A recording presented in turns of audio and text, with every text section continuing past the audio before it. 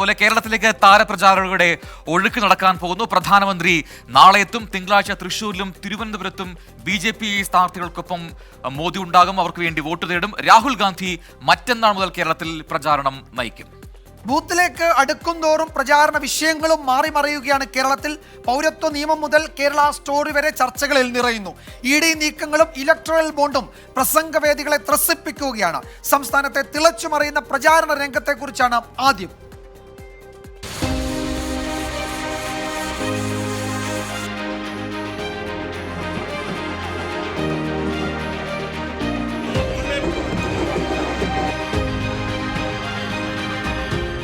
പൂരപ്പറമ്പാണ്. പതികാലത്തിൽ തുടങ്ങി കൊട്ടിക്കയറുന്ന മേളമാണ് തെരഞ്ഞെടുപ്പ്. കേരളത്തിൽ പ്രചാരണ വിഷയങ്ങൾ മാറിമറിയുന്നു. ചില പാർട്ടികളിൽ നേതാക്കൾ കൂടുവിട്ട് കൂടുമാറുന്നു. പ്രചാരണ രംഗത്ത് ദേശീയ നേതാക്കൾ നിറയുന്നു. ചുരുക്കത്തിൽ സർവത്ര ജഗപുക. തെരഞ്ഞെടുപ്പ് പ്രഖ്യാപിച്ചതിനു പിന്നാലെ സ്ഥാനാർത്ഥികളെ തീരുമാനിച്ച് ആദ്യം കളം നിറഞ്ഞത് ഇടതുമുന്നണി. വൈകാതെ UDF-ഉം NDA-യും ഒപ്പമെത്തി. ഇപ്പോൾ ഇഞ്ചോടിഞ്ചു പോരാട്ടം. പൗരത്വ നിയമ ഭേദഗതിക്കെതിരെ ശക്തമായ നിലപാടുമായി LDF തുടക്കത്തിൽ മേൽക്കൈ നേടി. വൈകാതെ കോൺഗ്രസും മുസ്ലിം ലീഗും ഉറച്ച പ്രതികരണവുമായി രംഗത്തെത്തി. ദേശീയ തലത്തിൽ കോൺഗ്രസിന്റെ അക്കൗണ്ട് ആദായ നികുതി വകുപ്പ് മരവിപ്പിച്ചത് പ്രചാരണ രംഗത്തും പ്രതിഫലിച്ചു. കാശിറക്കിയുള്ള പ്രചാരണത്തിനും മാന്ദ്യം നേരിട്ടു.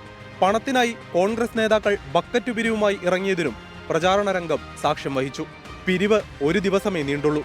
ബക്കറ്റ് പിരിവ് വശമില്ലാത്ത കോൺഗ്രസുകാർ ഒറ്റ ദിവസത്തോടെ ആ പരിപാടി അവസാനിപ്പിച്ചു.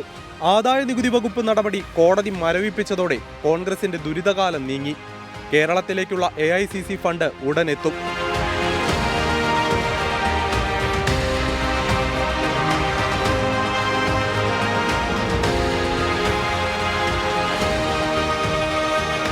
അടുത്ത പ്രഹരം CPIM-നായിരുന്നു.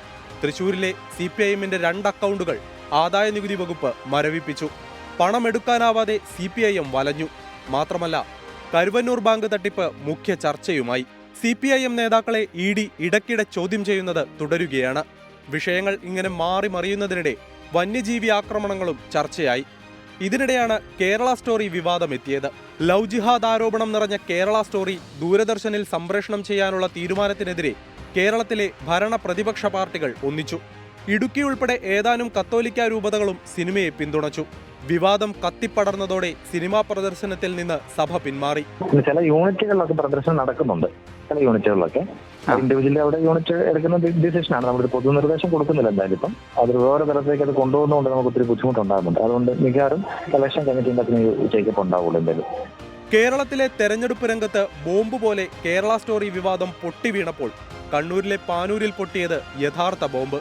ബോംബ് നിർമ്മാണത്തിൽ ഏർപ്പെട്ടവരെ CPIM തള്ളിപ്പറഞ്ഞെങ്കിലും പ്രതികളുടെ പാർട്ടി ബന്ധം CPIM-ന് വിനയായി.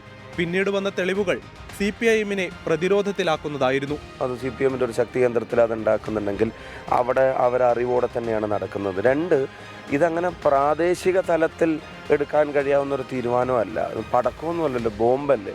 അതുണ്ടാക്കുന്നതിൻ്റെ റിസ്ക് ഇൻവോൾവ് ആണ്. അതുണ്ടാക്കുന്നതിൻ്റെ ഒരു എക്സ്പേർട്ട് ടീം വേണം, അതിന് നോഹൗ വേണം. അപ്പോൾ അതൊക്കെ അറിയാവുന്ന ആളുകളെ ഒരു നിർദ്ദേശം കൊടുത്തുണ്ടാക്കിച്ചതാണെന്ന് ആർക്കാ അറിയാത്തത്.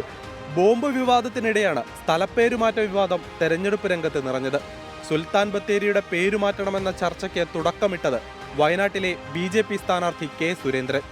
ആ സ്ഥലത്തിൻ്റെ പേര് ഗണപതിവട്ടം എന്നായിരുന്നു. അതേ ഞാൻ പറഞ്ഞുള്ളൂ. എന്തിനാണ് UDF-ഉം LDF-ഉം ടിപ്പു സുൽത്താൻ്റെ പിന്നാലെ പോകുന്നത്? ടിപ്പു സുൽത്താൻ മലയാളികൾക്ക്, കേരളീയർക്ക് വേണ്ടപ്പെട്ട ആളാണോ? ജയിക്കാനും സാധ്യതയില്ല, മാറ്റാനും സാധ്യതയില്ല. സുരേന്ദ്രൻ്റെ ആഗ്രഹം ഇങ്ങനെ ഇന്ത്യയിലെ പുരാണ സംവിധാനങ്ങളുടെ ഭാഗമായിട്ടുള്ള പേര് നൽകാനും ചരിത്രപരമായ പേരുകൾ ഒഴിവാക്കാനുമുള്ള ശ്രമമാണ് നടന്നുകൊണ്ടിരിക്കുന്നത്. വിഷയങ്ങൾ മാറിമറിയുന്ന കേരളത്തിലെ തെരഞ്ഞെടുപ്പ് രംഗത്തേക്ക് ദേശീയ നേതാക്കളും വരികയാണ്. നാളെ പ്രധാനമന്ത്രി നരേന്ദ്രമോദി കേരളത്തിലെത്തും. വൈകിട്ട് കൊച്ചിയിലെത്തുന്ന പ്രധാനമന്ത്രി മറ്റന്നാൾ റാലികളിൽ പങ്കെടുക്കും. കോൺഗ്രസ് നേതാവ് രാഹുൽ ഗാന്ധി മറ്റന്നാൾ വീണ്ടും വയനാട് മണ്ഡലത്തിലെത്തും. Election desk 24.